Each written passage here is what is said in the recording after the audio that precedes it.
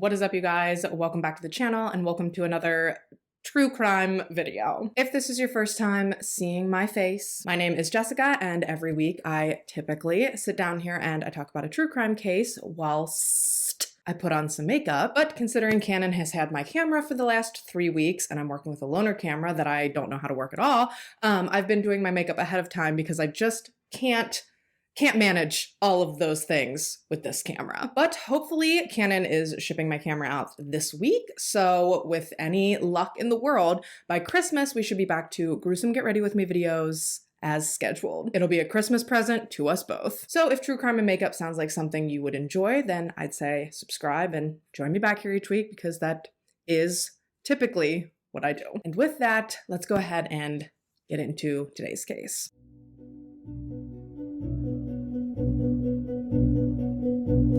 All right, so today's video is, surprise, surprise, another request. And this case is actually a request from Angela, who has been a longtime and very sweet and present supporter here on the channel. So it makes me very happy and very excited to be doing a case that she specifically requested. I hope I don't disappoint you, Angela. Today, we're going to be discussing the case of Brandon Embry. And y'all, this one is a head scratcher for a multitude of reasons. Not to mention that it also hits on a lot of similar themes to some other pretty frustrating cases that we've covered in the past. So yeah, strap in for this one because it does not have a very satisfying outcome. Not in the slightest. Brandon Wesley Embry was born on September 7th, 1986 in Louisville, Kentucky to his mother, Sarah. And I don't really know anything about Brandon's biological father, but I don't really think it matters, at least from what I was able to gather, because based on my research, it seems as though Brandon was raised exclusively by his mother and his stepfather, Reg. So going forward, I will simply be referring to Reg as Brandon's father, because for all intents and purposes, that appears to have been the family dynamic that Brandon was brought up in. So Brandon grew up with Sarah and Reg, as well as his brother Scott and their adopted sister Rachel.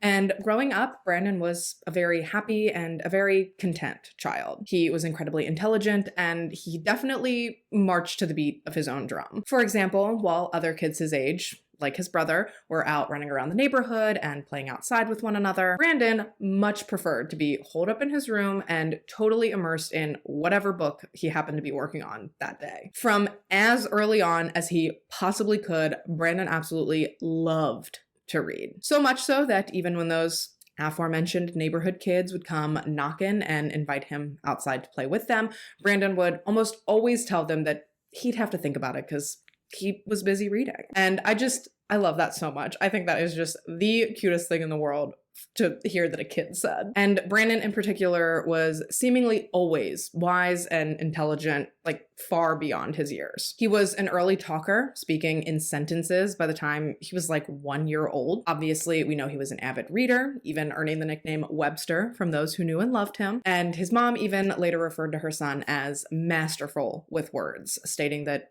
given his gift of language and expression, a long conversation with Brandon was time well spent. And I feel like that is such an incredible and just heartfelt compliment. It truly does take skill to carry on such meaningful conversations like that with people and to have people feel that way about speaking with you, to feel like it enriched them in some way or another. That really is a rare and incredible gift. And speaking of gifted, Brandon was also a relatively gifted student. He always managed to maintain above average grades, and in addition to reading, he also really enjoyed math and science. Not to mention that he was also incredibly athletic, excelling in sports, primarily football, all throughout his school-aged years. Then as he got older, he also got into weightlifting and eventually bodybuilding.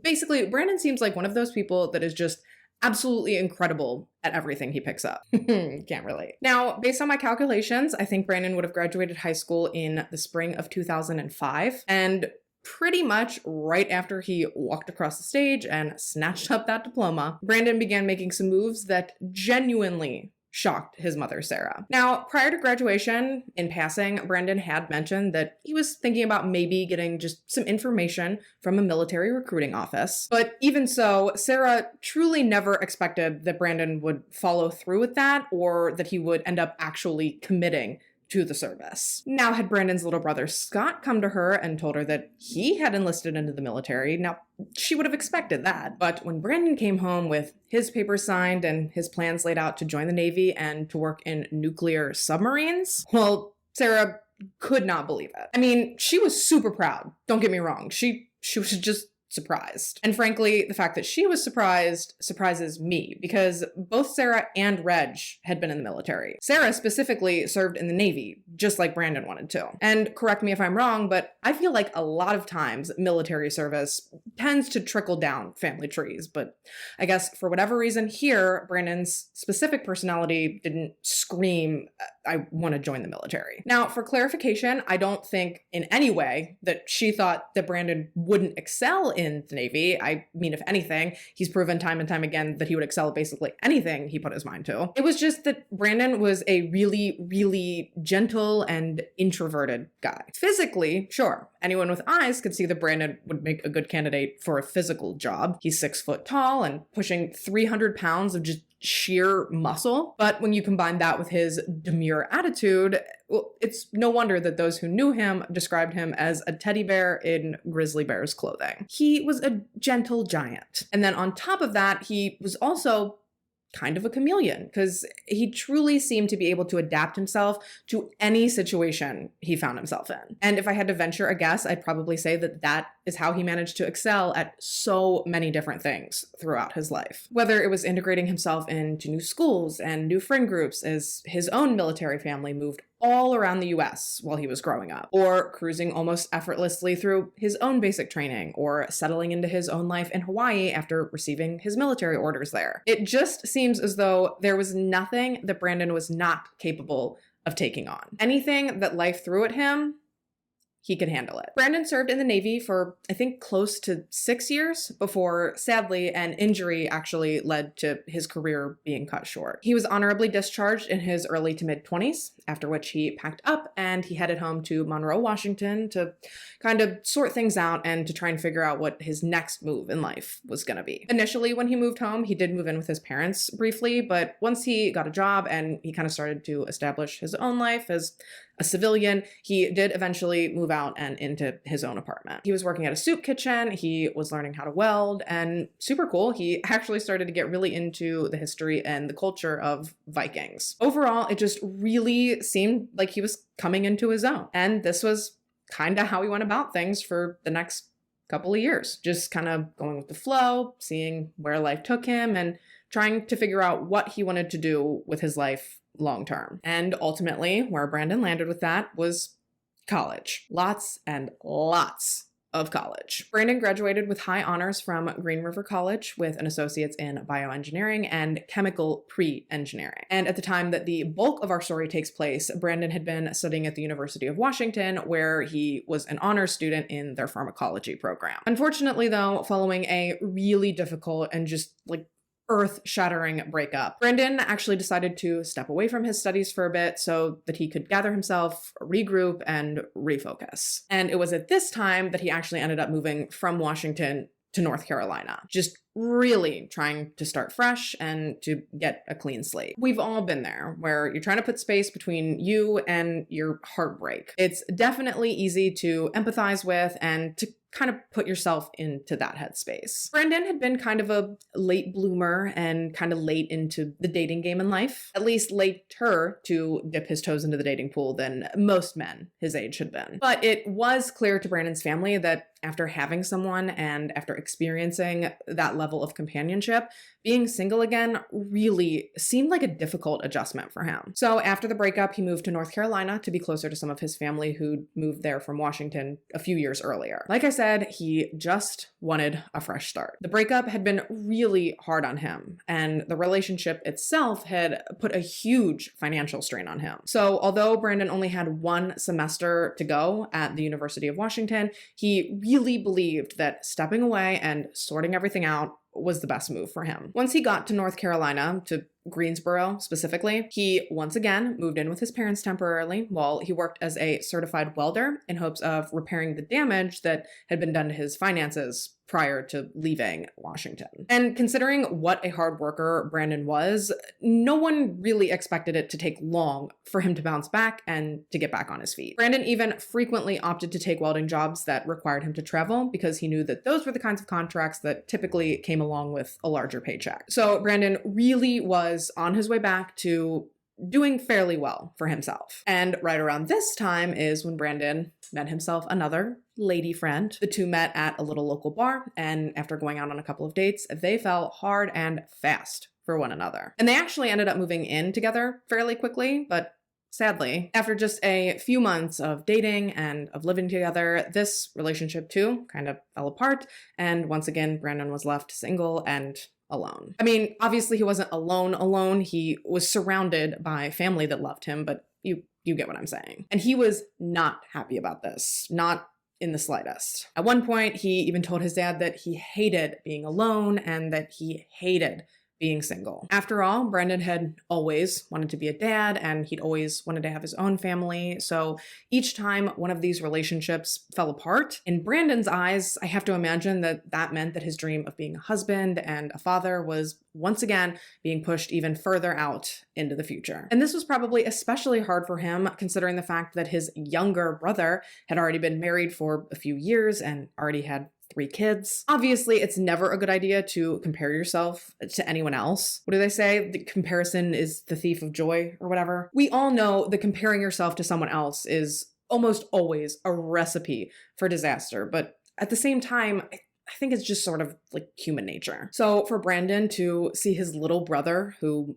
for the bulk of their lives had been doing things in Brandon's footsteps, to see him almost, in his opinion, supersede him in life, well, I have to imagine that that was really, really difficult for him. And as if Brandon wasn't already struggling enough emotionally with his romantic troubles, right around this time, Brandon also started to experience a barrage of just really weird and just baffling medical issues, which is certainly never good for anyone's mental health. Granted, some of them weren't all that out of the ordinary. Like he had sleep apnea, which I feel like is fairly common. But ever since his time in the Navy, he'd always dealt with pretty persistent back pain from the injury he'd sustained that ultimately led to him being discharged. But even more so than that, I think the thing that really affected him the most, like in his day-to-day life, was that Brandon had below average testosterone levels, which was causing him all sorts of problems. So in response to this, he actually started a regimen of hormone shots on himself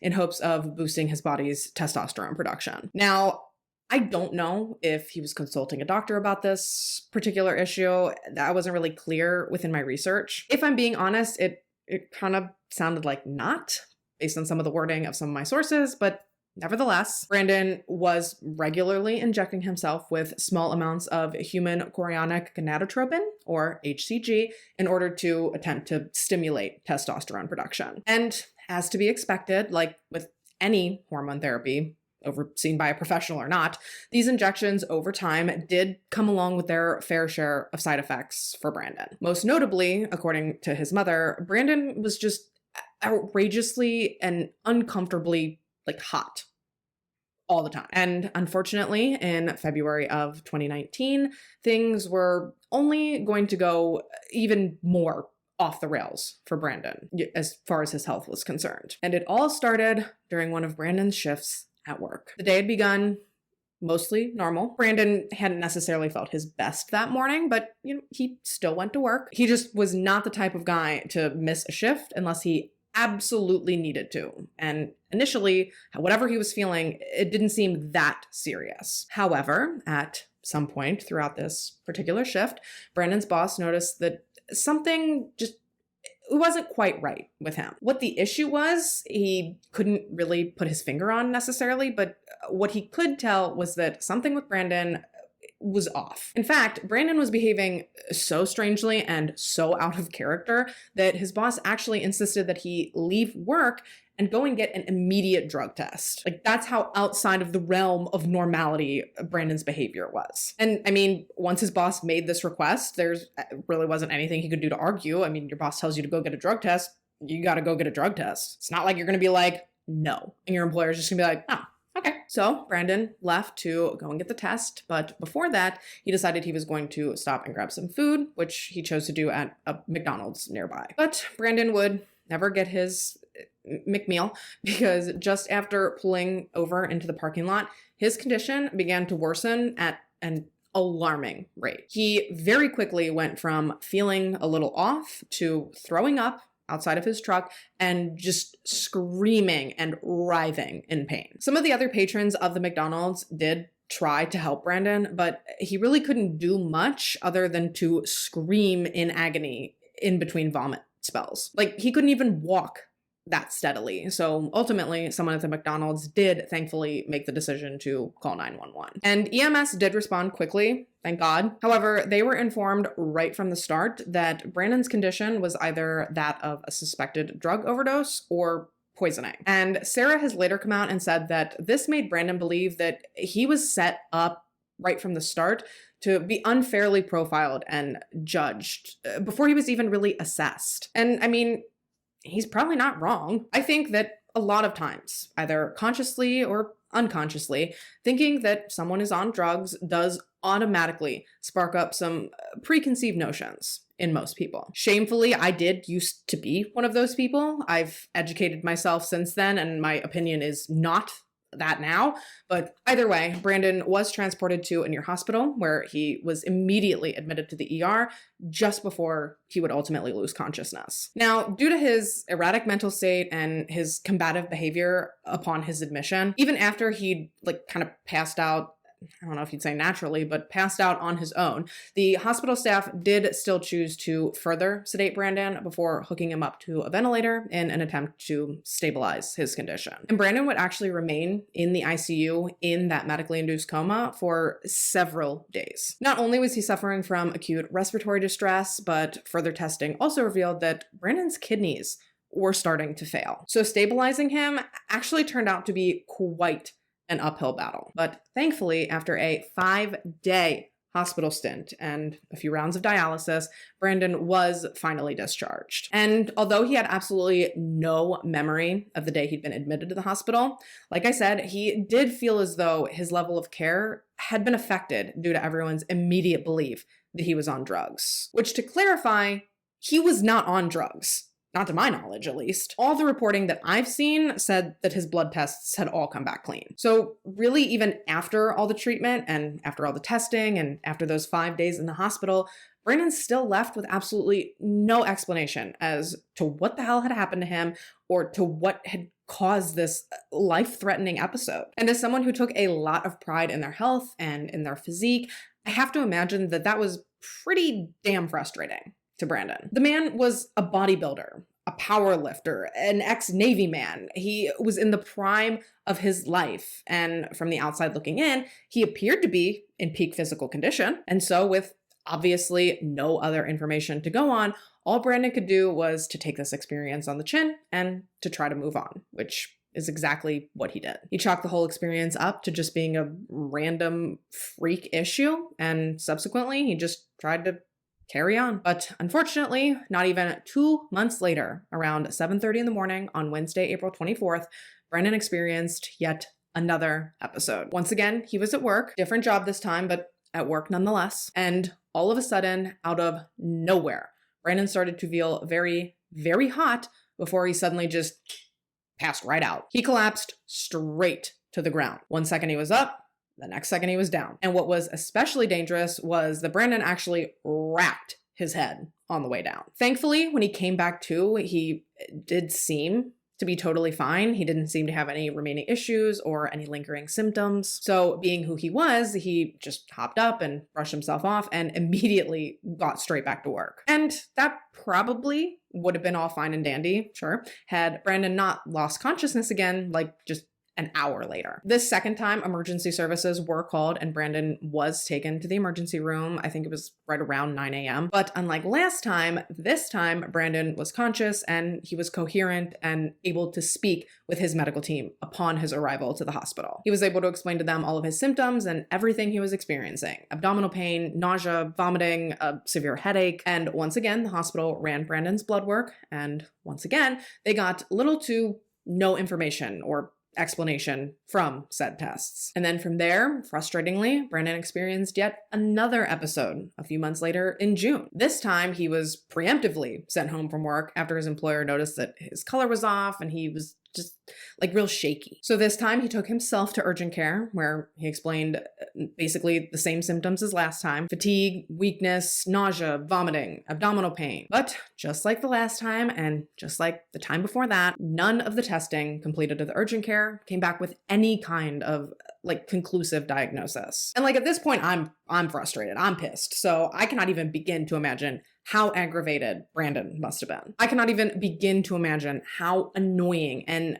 depressing it must have been to have to navigate life not knowing if or when another one of these episodes was going to just rear its ugly head. But Brandon was nothing if not a fighter, so frustrated or not, he was not going to let whatever this was slow him down or keep him from living his life. So in August of that same year, when Brandon was offered a really good job about an hour and a half away in Charlotte, despite the bitch of a commute he'd be committing to, Brandon still happily accepted the offer. Unfortunately, though, only like a month or so after he took the position, Brandon was actually let go from his job and fired from the company on Friday, September 6th. Yeah, the day before his birthday. Talk about a dick move on that company. Jesus Christ. Happy birthday! You fired.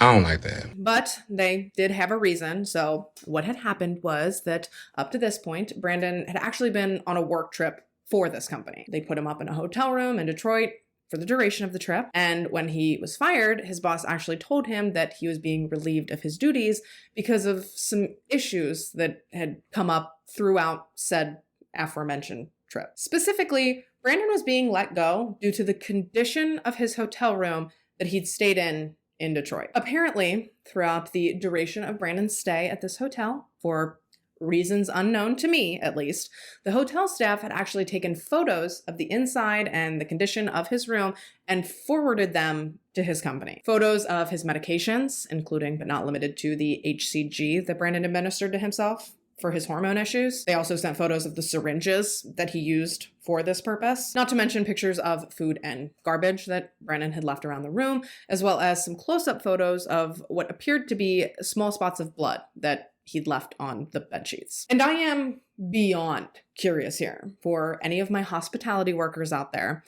Are you allowed to do this? Like, I get if you walk into an obvious crime scene, maybe documenting what you see, but is it normal to just walk in and take photos of like any old mess that your guests leave and then send them to their employer? I guess maybe if the company requested them, since they're the ones paying for the room, and I guess if there were any damages in the room and they're trying to charge the company for them, I guess that makes sense. But I don't know, the fact that the hotel staff was taking photos like all throughout Brandon's stay, it seems like a huge invasion of privacy to me. But who am I and what do I know? Now, surprisingly, Brandon really didn't seem like he cared all that much about how this whole thing played out. Actually, according to his mom, when he'd shown up at her house to dog sit for her that very same day, she said that he seemed pretty optimistic that he'd have another comparable job secured for himself in no time. And as much as I'm sure that Sarah would have loved to have sat there and talked everything out with her son right in that moment, she was actually due to leave right then for Kentucky to go and pick up Brandon's sister. That's why he was there to dog sit in the first place. But again, Brandon really didn't seem all that bent out of shape about everything. And even if he was, he loved hanging out and playing with Sarah's dog. So, I mean, is there really anything that a couple of days with sweet little doggo can't fix? So Sarah left right on schedule with absolutely no idea, no inclination.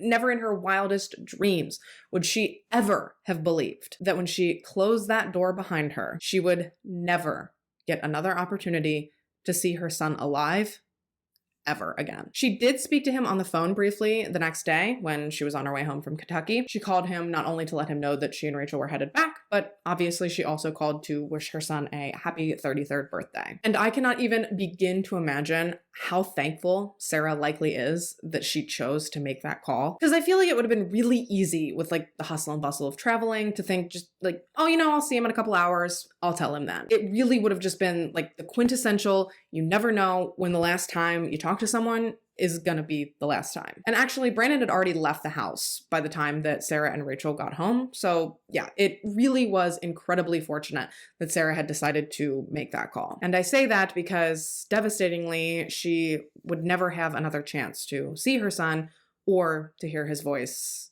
again. Now, apparently, Brandon at one point had mentioned to his dad that he had plans on his birthday to go out with a girl that he'd been interested in. But according to Reg, last he'd heard, those plans had fallen through. So Brandon was going to be home alone for his birthday, celebrating solo. And over the next few days, following his 33rd birthday, no one in Brandon's family actually had any opportunities to verbally converse with him. Sarah did have a few conversations with him over text, but when I think 3 or 4 days had passed, bringing us to the evening of Tuesday, September 10th, when she realized just how long it had actually been since she had spoken to her son. That is when Sarah decided she was going to give him a quick call. I don't think she was necessarily worried at that point, more just confused than anything. I really don't think that she and Brandon ever went that long without talking. But when Brandon didn't answer and he also didn't immediately call her back, well, that is when Sarah began to wonder if maybe something was going on. Because remember, Brandon had those weird, sporadic health issues. So I can only imagine what was going through Sarah's head as she realized that she could not get a hold of her son. A mother's always gonna worry. But also, the man's 33. There's no rule or law stating that he has to talk to his mom every day, nor that he has to call her back within X amount of time. So, against Sarah's better judgment, she tried to brush off her concerns and she decided to give it a few more days before she escalated the situation in any capacity. But by Thursday, when I have to imagine dozens of calls at this point, when all of those had still gone unanswered and unreturned, Sarah had had enough. 33 or not, she wanted to know what was going on with her son. And so with Rachel along for support, she made her way over to Brandon's apartment to perform her own sort of welfare check, I suppose. And I really don't know what they were expecting to find, but I assure you that it was not what they did end up coming across. For starters, Brandon's truck was home, so it was definitely weird that he hadn't answered his phone or called Sarah back, because it wasn't like he was busy at work and couldn't make the time. And I can only speculate about this, obviously, but as a mom, I have to imagine that Sarah was feeling, annoyed at this point, thinking this boy has been going out of my mind, not answering his phone, and he's just sitting home chilling. She honestly probably expected to give him a piece of her mind when she opened that door. Lovingly, of course, but moms. I'm sure we've all been there. But when Brandon didn't answer his door when she and Rachel knocked, confusion and worry once again returned to Sarah's gut. His truck was here, but he wasn't answering his phone. His door was locked, but he wasn't answering when they knocked. I mean, what's going on here? Was it something completely innocent? Was Brandon napping? Was he showering? Or was it something more serious? Was he hurt or incapacitated in some way? Had he had another medical episode? I mean, thousands of questions and scenarios must have been racing through Sarah's head at that moment. And the most frustrating part was that she seemingly had no way to get answers to those questions. Neither she nor Rachel had a key to Brandon's apartment,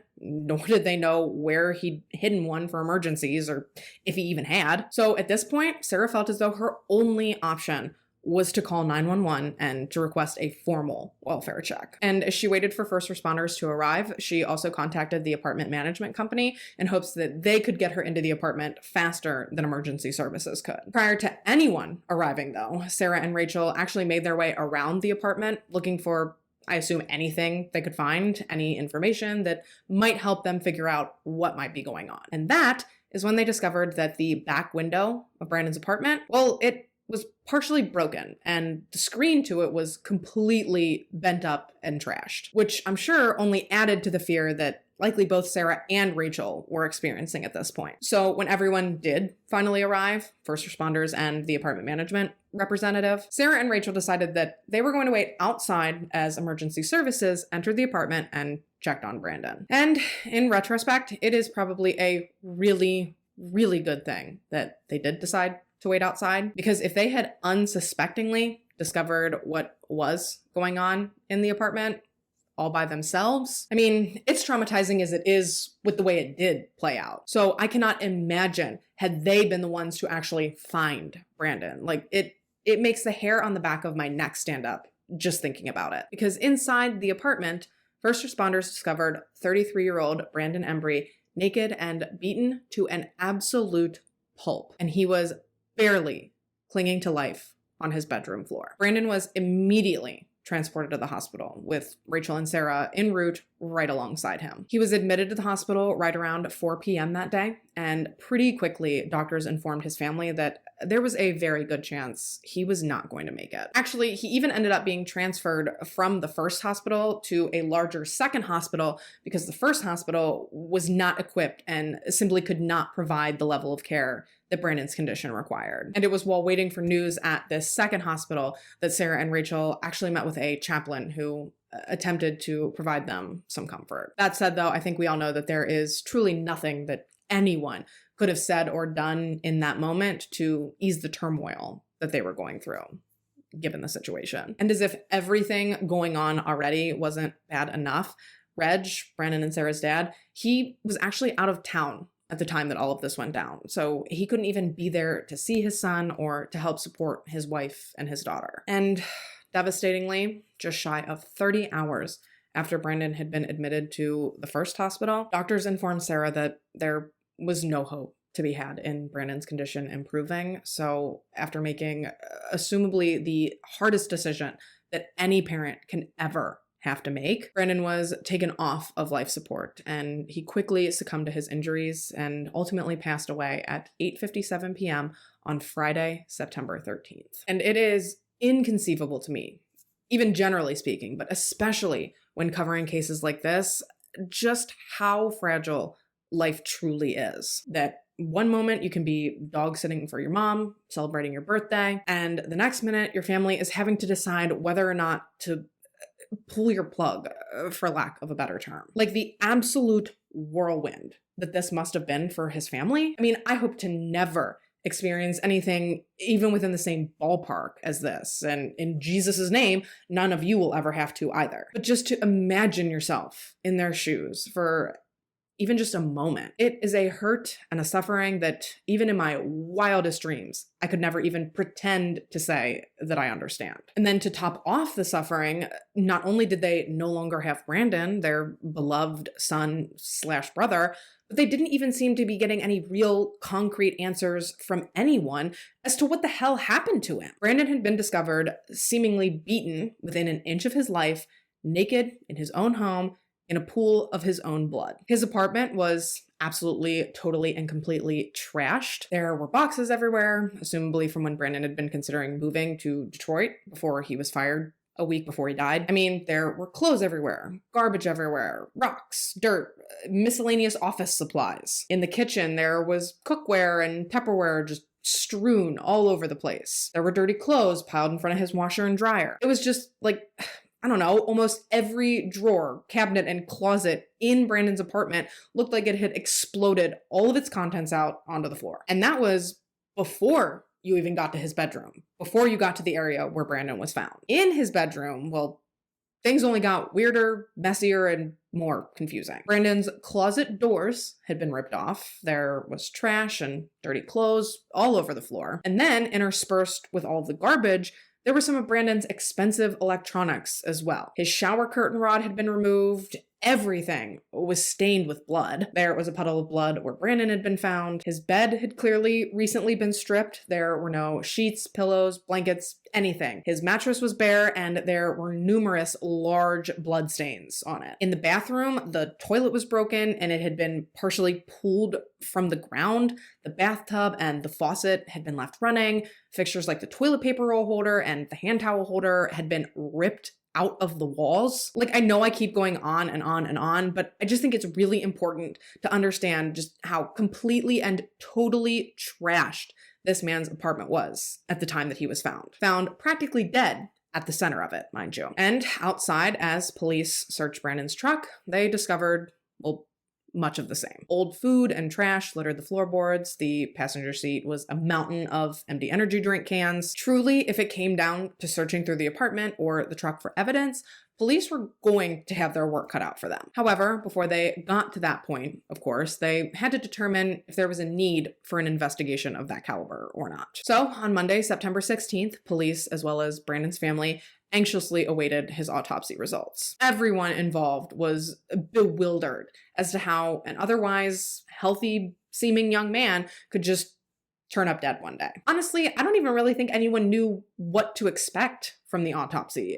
The entire situation was just so confusing. Obviously, I've mentioned that Brandon was completely beaten to a pulp, but when I tell you that this man was covered in injuries, like, the list of all of his injuries and their descriptions is seriously like pages and pages long. Brandon had a deep Y-shaped cut above one of his eyebrows, along with several other smaller, shallow cuts all over the majority of his face. His lips were bruised, his gums were cut and torn up. He also appeared to have a condition commonly referred to as raccoon eyes, which is often a telltale sign that someone has suffered a fairly serious head injury, which I think it was pretty obvious that he had. And then further down his body, Brandon had numerous, fingernail-esque scratches all along his back and his sides, as well as contusions that appeared to have come by being struck by something similar to a metal rod or a baseball bat. Oh, and one of the bruises had come from a hit so hard that his lung actually had a corresponding bruise. His arms and his hands had several cuts and bruises, with some of his hand wounds actually later being likened to defensive wounds. There were bruises and abrasions on his butt, on his penis, and there were several bruises and scratches all up and down his legs. So when I tell you that this man was beaten to a pulp, I mean it. There was seemingly not a single inch on this man's body that did not appear to have taken on some sort of trauma. Initially, the ER staff actually compared the way that Brandon looked to the way that someone who got hit by a car might look. And it's worth mentioning that multiple medical personnel who had the chance to see Brandon and to review his case have stated that there is no way that some of Brandon's wounds could have possibly been self-inflicted. And if upon hearing that, you're like, Jessica, who on earth could possibly think that all of that was self-inflicted? Investigators. That's who. Yeah. Because of the discovery of Brandon's hypodermic needles, the ones that he used to inject his hormone therapy with, that combined with some other things in the apartment that they found and apparently mistook as paraphernalia, police believed that Brandon had experienced a break from reality resulting from drugs, and that then he'd hulked out, destroyed his apartment, and injured himself until he was left unconscious and clinging to life on his bedroom floor. And while knowing what we know at this point, that sounds completely ridiculous. At the time that police materialized this initial theory, they were actually unaware of a significant chunk of Brandon's injuries. So that, and the lack of evidence of forced entry, and the fact that Brandon's doors had been locked from the inside, I guess I can kind of see how initially they might have felt just in entertaining that theory. Now, once they were confronted with the actual extent of Brandon's medical information, especially the fact that Brandon's tox screen refuted the idea that he'd taken any illicit drugs prior to his death, police did eventually ramp up their investigation efforts, and they did begin treating the apartment more like a crime scene, even highlighting in one of their formal documents their hope that whomever was, quote, responsible for Mr. Embry's injuries be identified and brought to justice. And that all sounds well and good, right? Well, spoiler alert, this case is still unresolved, so yeah. Unfortunately, your frustration will not begin and end with that original bogus theory, especially when I tell you that when all was said and done, the medical examiner that performed Brandon's autopsy ruled his cause of death as natural pneumonia. To be exact, she cited pneumonia as his cause of death, stating that it could have easily been responsible for the multi-organ failure and the sepsis that he'd been diagnosed with once he was admitted to the hospital. She also noted that Brandon's kidneys were in terrible shape and that he had what appeared to be moderate liver disease. And while admittedly none of that sounds great, like maybe Brandon wasn't the picture of health that everyone wanted to believe he was, personally, I still find it absolutely fucking banana nut muffin crazy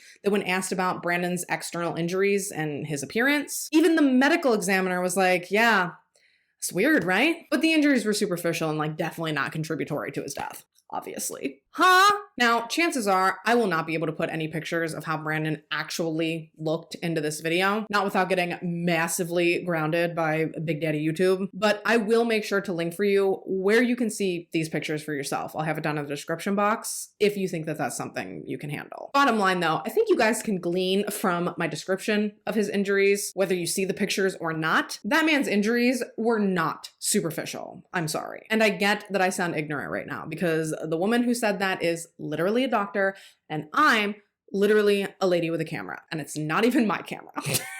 But I just feel like anyone with eyes can see that Brandon's injuries are a little more extensive than superficial, but I guess let me know down below if you disagree. And realistically, I don't think that Brandon's family ever believed that his death was his own fault, but especially when they got inside the apartment and they had the chance to look around, that is when they first kind of found themselves almost forced to call out their own findings. For starters, as we discussed, police denied that there was any evidence of forced entry at any point of access into Brandon's apartment, but no one ever found a key to his apartment in the apartment. Everyone, since Brandon had been discovered, had gained access to the apartment via the key that had been provided by the complex manager. So where were Brandon's house keys? Because his truck keys had been discovered on his bedroom floor, not too far off from where he'd been found. But his apartment key was not on that. The only key that was on that ring was Brandon's truck key. There was not an apartment key in sight. And again, correct me if I'm wrong, but in my opinion, that lends credence to the idea that someone else was in that apartment at one point. Someone else was there, and whomever that was took Brandon's keys when they left so that they could lock the door behind them. Obviously, that's just speculation on my part, but you have to admit, it does make more sense than the idea that any and all of Brandon's apartment keys vanished into thin air following his death, right? Now, had that been the only thing that stuck out to them, maybe they could have looked past it, but the blood evidence around the apartment, they couldn't get past that. There was just so much blood. It was everywhere. And what was very eye-catching to Brandon's family was an area that they found where there appeared to be streaking in some of the blood that almost made it look like someone might have tried to clean up some of it. Obviously, this was alarming to his family because if Brandon had been in a drug-induced fit of rage, chances are he wasn't going to take a break from it just to try and clean up his own blood. And that, again, is another finding that the family believes supports the idea that someone else was in the apartment when Brandon was beaten. So at this point, the family's like, the fuck did police even do here? Like, why was all this stuff not taken into consideration? So they call up detectives and they ask them if they can come back and look at the things that they found. I mean, in all fairness, Brandon's apartment was messy. So maybe it wasn't until they started moving stuff and cleaning stuff that the family noticed all of these things that they thought were weird. So police agree to come back out. They show back up at Brandon's apartment and they let the family go over the things that they found with them. And you know what? Detective Jeremy Suddeth actually agreed with what the family was saying. He agreed that the smears in the blood did look eerily similar to how an attempted cleanup job might look. And this prompted him to return to the apartment on September 25th, 2 weeks after Brandon's passing, to test different areas and items in the apartment with luminol. And while there were a number of spots that did indicate the presence of blood once the luminol came into contact with them, a dead blow hammer that Sarah and the family thought might be the murder weapon actually did not show any evidence that blood had been on it at any point. Nevertheless, though, this did prompt investigators to look a little deeper into Brandon's last known movements. They pulled his phone records as well as his financial records from the few days prior to his death. And while some of the purchases and phone activity can be confirmed to have been his own, Sarah and his family have definitely flagged a few purchases and a few text messages as questionable. For starters, Sarah feels as though most, if not all, of the text messages that she received from Brandon in the days leading up to his death, the ones after her last phone call with him, she has just always had like a nagging feeling in her gut that those messages were not sent by Brandon. That was actually part of the reason that she was so hell-bent on trying to get a hold of him on the phone, because she felt like those messages just did not seem like her son. And as far as Brandon's purchases go, there was one in-person purchase made at an Adam and Eve store in Greensboro. And while the staff did recognize Brandon as someone who had shopped at the store before, they couldn't be sure whether or not he was the one who had made the specific purchase that was in question. It's also worth noting that the item or items that he supposedly purchased, they were never recovered from his apartment or otherwise. And that is not the only purchase that's piquing Sarah's interest. She's also curious regarding a purchase made at a Jade Express restaurant in the food court of Randolph Mall. So obviously we're talking like fast food, Chinese food. If it's in a food court, you'd expect a single entree to cost, what, like $6 to maybe $10, give or take? Well, Brandon's total that was reflected on his bank record was double that, suggesting that perhaps he had purchased 2 entrees that day. Unfortunately, though, the itemized receipt for this purchase was never recovered, so it can't be verified for 100% certainty, but it definitely seems like a total for 2 people rather than for just 1. Oh, and neither purchase was able to be confirmed to have been Brandon via video, because by the time the video was requested, it had been too long, and neither the video from the mall nor from the Adam and Eve store was available anymore, which is obviously incredibly unfortunate. And aside from a few other miscellaneous leads that managed to crop up, a couple of neighbors who'd seen Brandon talking to a few different people in the days before his death, for the most part, the investigation really only left Brandon's family with more questions than answers. Now, following this secondary investigation, Brandon's manner of death was actually formally changed from natural to undetermined, which is a step in the right direction, because the likelihood that police will ever decide to look further into a death that's marked as natural is far less likely than police deciding to eventually look further into a death that's marked as undetermined, you know? So at least it leaves the door of hope, like, cracked open, I guess you could say. However, the reclassification of Brandon's manner of death still certainly was not a slam dunk in the fight for justice for him, not by a long shot. Because although his manner of death was changed, the medical examiner still stated on the official report that substance ingestion may have been the cause of death, and that this cannot be proven or disproven by the autopsy findings. So although Brandon's tox screen came back clean, save for some diphenhydramine, which is the active ingredient in things like Benadryl and other over-the-counter medications, sleeping pills and whatnot, the medical examiner was basically saying that the tox screen results couldn't prove or disprove Brandon's drug use because it was possible that his body could have fully metabolized whatever substance prior to the tox screen having actually been run. And with that, on February 27th, 2020, after 5 months of investigating, police closed Brandon's case. As far as they could see, Brandon was depressed after losing his job.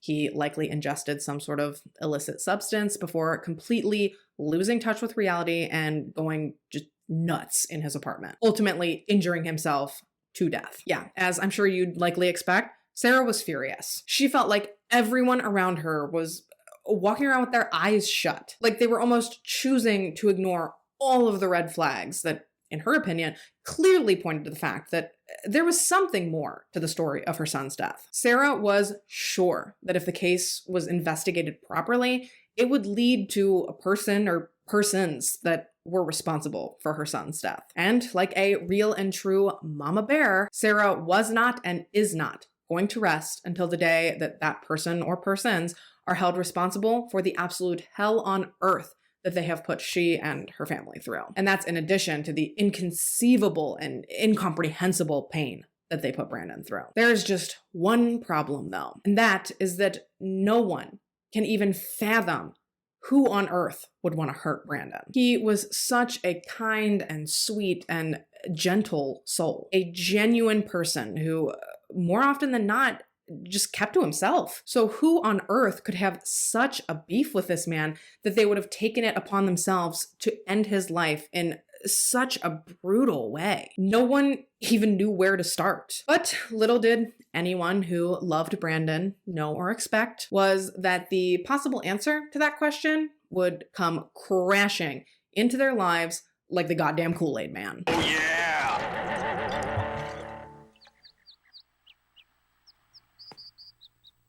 Completely uninvited, but there and ready to turn their lives upside down yet again. Actually, technically and chronologically speaking, they had already been introduced to this person, but for the sake of brevity and to avoid confusion, I don't know, it just seemed to make more sense to wait until now to introduce you to this person. But just to keep the facts straight, just know that this person inserted herself into Brandon's family's life just 5 days after Brandon had passed away. It was Wednesday, September 18th, 2019, when Brandon's brother Scott's wife received a very unexpected and very interesting Facebook message. This message was from a woman named Cassandra, and Cassandra, sorry, I don't know why I keep saying her name like that. Her name really is Cassandra. I feel like my inflection has implied that it wasn't, but it was. I don't know. I feel like I can't help but to say her name with attitude. At any rate, Cassandra wrote to Brandon's sister-in-law a message that stated, quote, "Hey, I know you don't know me at all, but you're Brandon Wesley Embry's sister, and I was your brother's girlfriend from mid-May until his passing. I met him on a dating app called Hinge. He sent me a text with a crying emoji on Tuesday the 10th, and I haven't heard from him since. I've been a worried mess since then. He never told me your mom's name, but he did say that he had a sister that was in Kentucky. I found out the hard way when I went by his apartment at Park Place in Ashboro on South Church Street yesterday evening, and some woman told me he died. I hope you know how wonderful of a man he was, and I thought the world of him."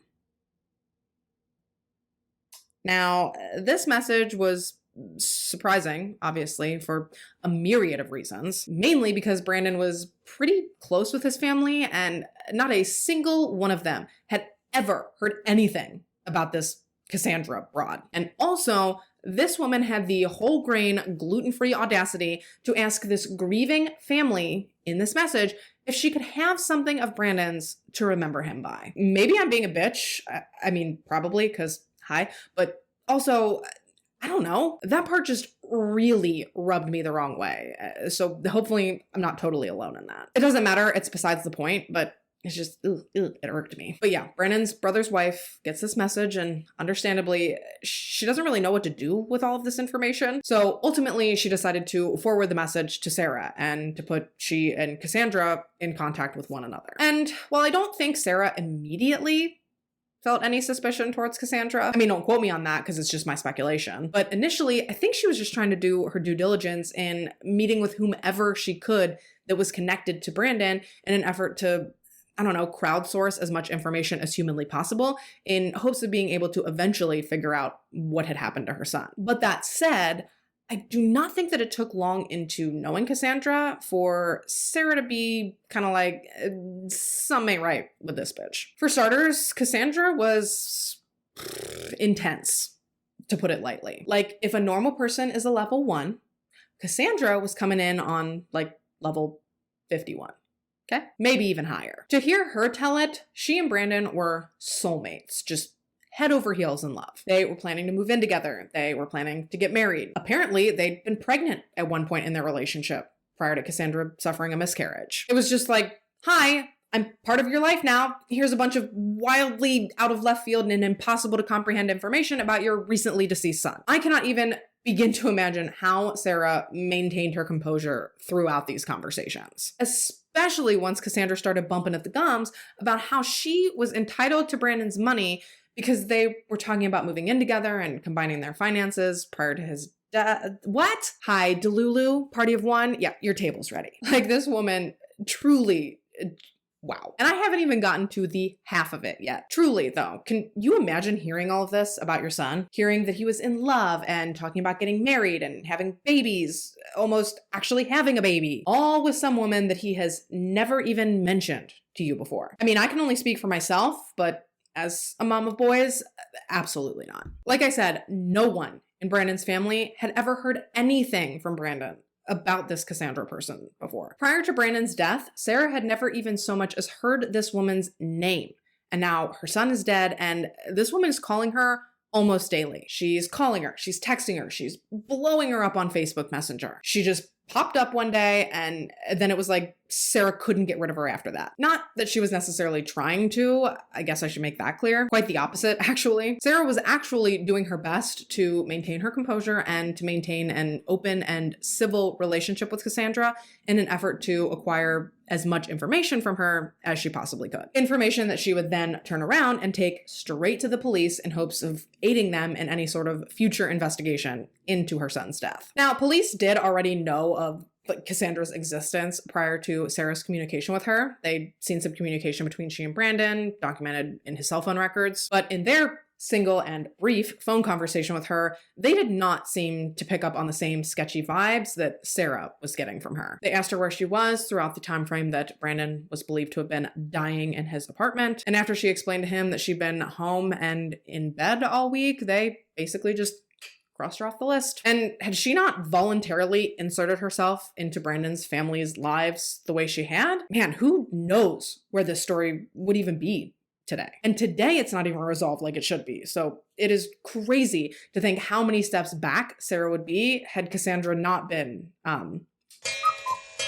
Now, as the conversations between Cassandra and Sarah got weirder and weirder, Sarah feverishly relayed the subject matter of said conversations to the police. And finally, on December 4th, police called her in for an in-person interview. All in all, I think she was questioned at the station for about 2 hours, during which time she told police that she and Brandon had been mostly long distance, only seeing each other in person 3, maybe 4 times. She did claim that she had seen him the weekend of his birthday, but that was the last time that she saw him before she drove over there to check on him prior to learning that he'd passed away. Cassandra seemed cooperative enough, I guess, although she seemed to really downplay she and Brandon's relationship to them in comparison to the way that she described it to Sarah. But either way, police still didn't really see too many red flags throughout their conversation with her. Actually, they were about to wrap things up when all of a sudden things got real fucking weird. They were finishing up their questioning when detectives asked Cassandra if she would be willing to consent to a phone dump. Basically, they just wanted to extract all of the data from her phone in order to go through at a later date to see if there was anything of importance that they could use in the event of a further investigation. And Cassandra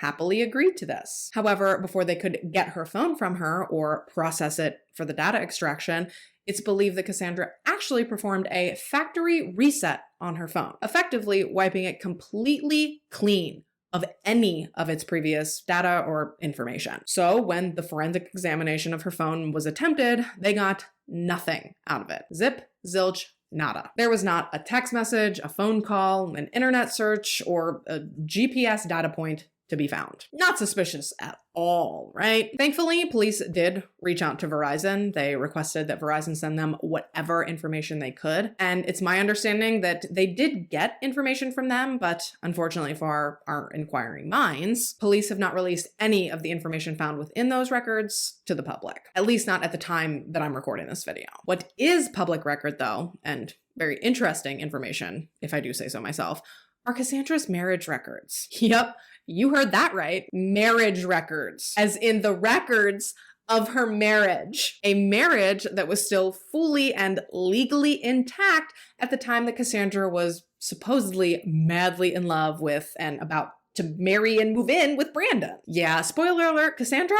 Pathological liar. From medical conditions to babies that never existed to professional degrees to dead twin sisters to where she was from. There is seemingly nothing that Cassandra hasn't or won't lie about in an effort to get some sort of attention. Danny and Cassandra had been married for about 7 years at the time that she connected with Brandon via Hinge. And while the beginning of she and Danny's marriage had been fine enough, obviously there was some trouble in paradise by 2019. And actually, speaking to Danny, there might have been trouble in paradise much before that, but Danny just didn't know about it then. It actually almost seems as if Danny didn't really realize a lot of what he'd been through until after Brandon died and after he'd been connected and started speaking to Sarah. Because as Danny learned the circumstances surrounding Brandon's death, strange occurrences from his own past started to come back to light for him, leading him to believe that on more than one occasion, Cassandra had actually tried to poison him. Yeah.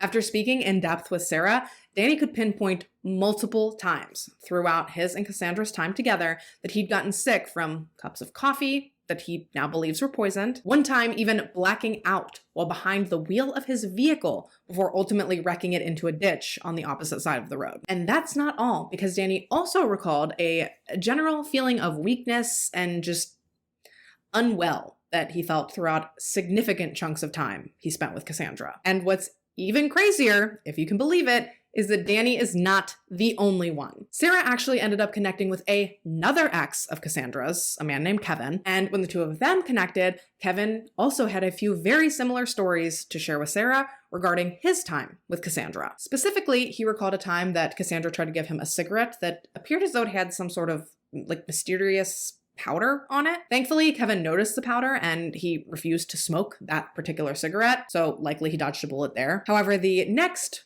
possible time, he wasn't as lucky. Kevin actually got violently ill one time after drinking a vitamin water that Cassandra had given him. It was already open when she gave it to him, and after he drank it, he got so nauseous and so sick that even years later, Kevin, to this day, will absolutely, under no circumstances, accept anything that anyone tries to give him if it isn't sealed. So now, with all of this information, please tell me, do you think it's a coincidence that all of Brandon's random and mysterious health problems began in early 2019, right at the exact time he began seeing Cassandra? Because I sure don't. To clarify, again, that is my own speculation. Well, mine and the rest of the entire internet. But I do have to make it clear here that Cassandra has never been formally charged with anything related to Brandon Embry's death, and given the standard of the law here in America, she is legally considered innocent until either a judge or a jury of her peers determines otherwise. But,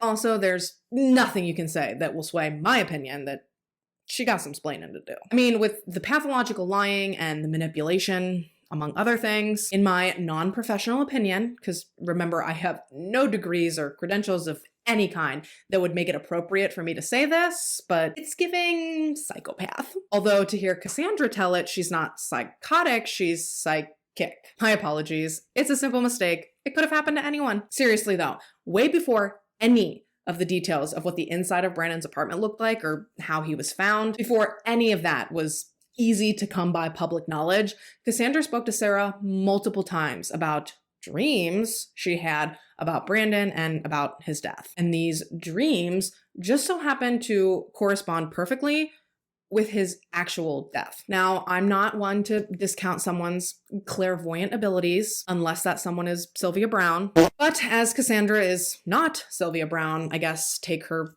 dreams for what you will. To hear Danny tell it though, Cassandra has a pretty serious dependency on sleeping pills, which have been known to induce vivid dreams and or night terrors. So maybe they can also awaken one's third eye, thus helping them tap into visions and clairvoyance. Oh God, I'm sorry, I'm done. In actuality though, Danny really did tell Sarah that Cassandra had a dependency on sleeping pills, far exceeding the recommended dosage by a lot. And Cassandra actually sort of corroborated this when speaking to Sarah at one point when she mentioned that she and Brandon took the same brand of sleeping pills. It was the Walmart brand, I think. It was the Equate brand. Is that Walmart? Yeah, it is, because that's the brand of pregnancy tests I always use when my husband and I are trying to get pregnant. I use those because they're cheap until I get a positive, and then I bump it up to the luxury brands. What am I talking about? Oh, sleeping pills. So Cassandra claimed that she and Brandon just so happened to both fancy the same brand, so I guess she was right. They were soulmates. Everyone knows that benchmark, except for the fact that there was one problem with that. And that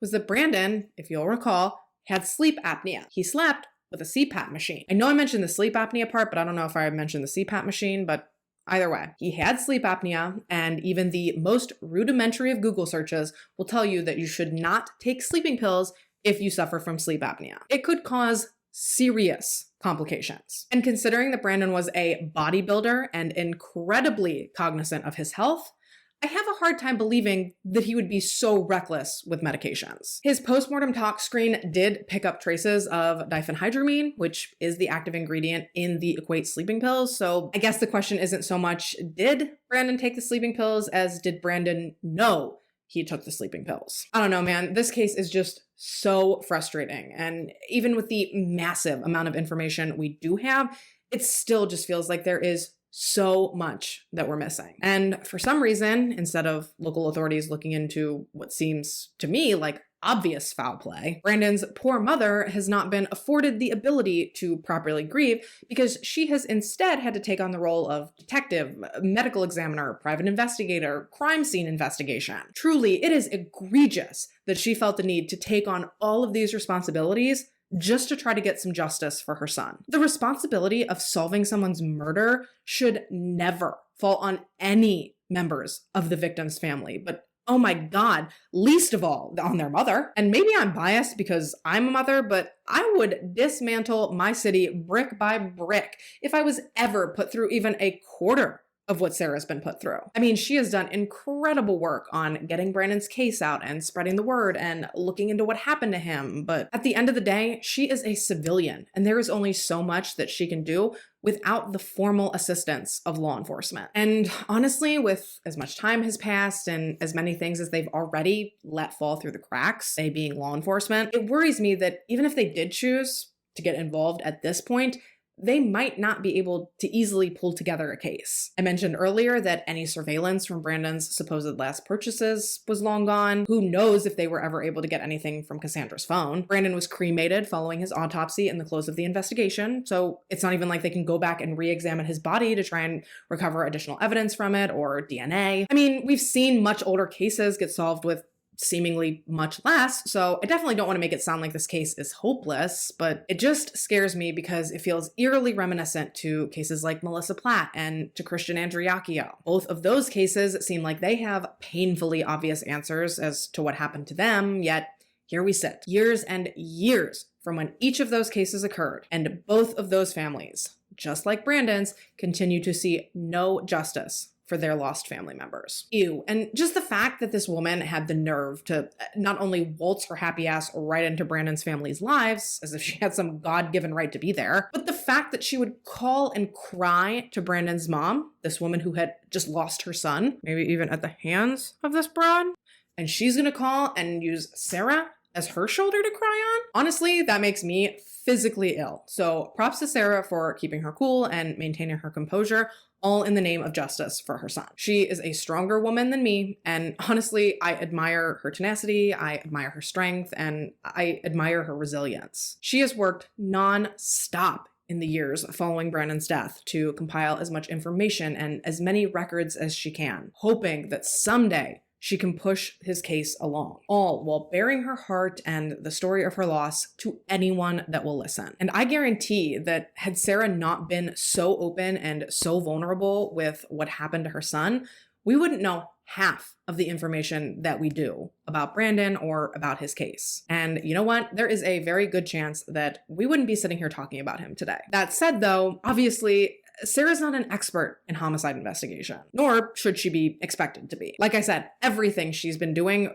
really isn't her job, but here we are. And although any sort of criminal case surrounding Brandon's potential murder has obviously been put on hold with the closure of his case, Sarah has looked into filing a civil suit against Cassandra in hopes that maybe that could give her access to records as well as to provide her with an opportunity to depose witnesses, which altogether could potentially answer some questions that have, up to this point, remained a mystery. And I know I've doted on Sarah a lot through this video, and again, maybe that's just mother to mother, but she has even said that her motivation to seek justice isn't even necessarily just for her. Given some things that she was told about Cassandra by those who know her, there's a chance that if she is responsible for Brandon's death, he might not be her first victim. Evidently, she actually frequently and regularly boasts about the amount of friends that she's had that have died. I believe the number was just shy of 15 when last Sarah was updated, and while I suppose anything's possible, I have to admit that it seems like being friends with this woman